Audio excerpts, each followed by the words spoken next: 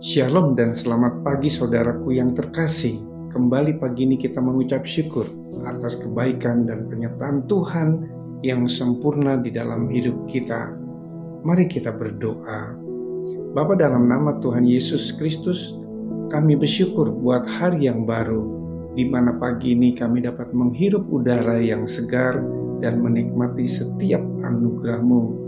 Tuhan, bicaralah kepada setiap pribadi, dan kami mau mendengarkan pesan-pesan firman-Mu pagi ini, agar kami semakin mengerti kehendak-Mu. Hanya di dalam nama Yesus Kristus kami berdoa, amin.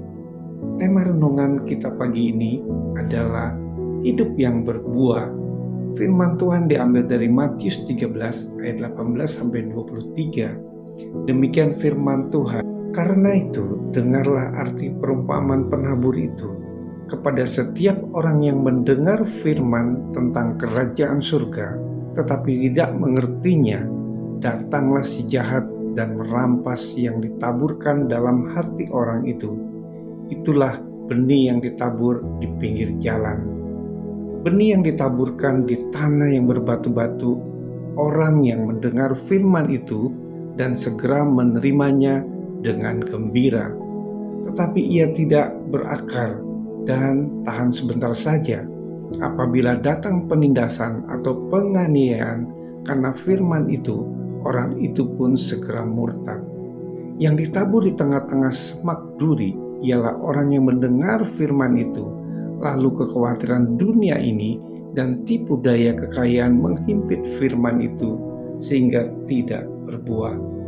Yang ditaburkan di tanah yang baik ialah orang yang mendengar firman itu dan mengerti, dan karena itu ia berbuah. Ada yang 100 kali lipat, ada yang 60 kali lipat, ada yang 30 kali lipat. Bapak Ibu Saudaraku yang terkasih, sebagai ilustrasi, saya memiliki beberapa tanaman buah yang terletak di bagian samping dan belakang rumah. Ada pohon mangga dan ada pohon jambu yang sudah beberapa kali berbuah.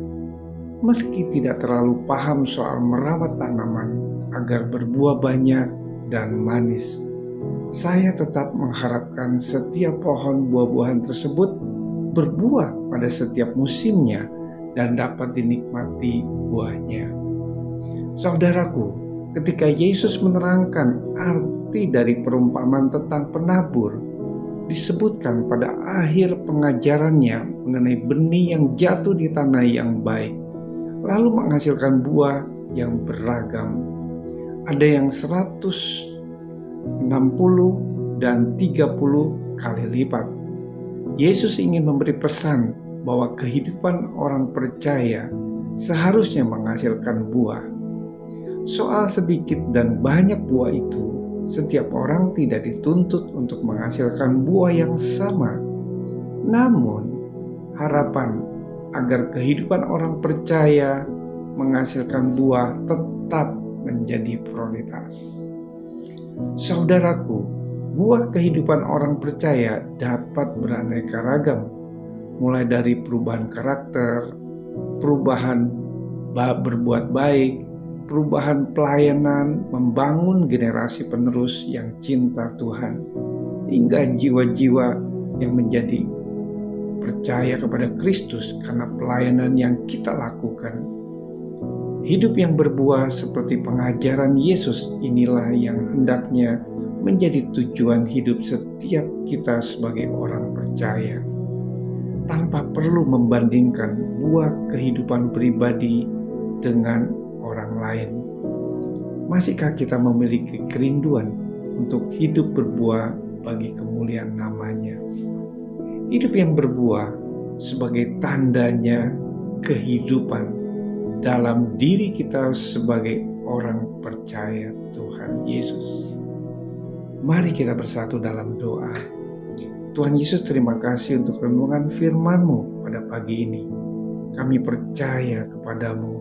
Engkau adalah Tuhan yang agung, Engkau adalah Tuhan yang mulia dan kudus. Tuhan Yesus, bimbinglah kami agar kami memiliki hati yang mau mengerti dan menerima setiap benih firman-Mu. Kiranya Roh Kudus akan menolong kami agar kami memiliki hati yang baru, hati yang taat dan setia untuk menjadi pelaku firman-Mu. Di dalam nama Tuhan Yesus Kristus, kami berdoa. Haleluya. Amin. Selamat beraktivitas. Tuhan Yesus memberkati.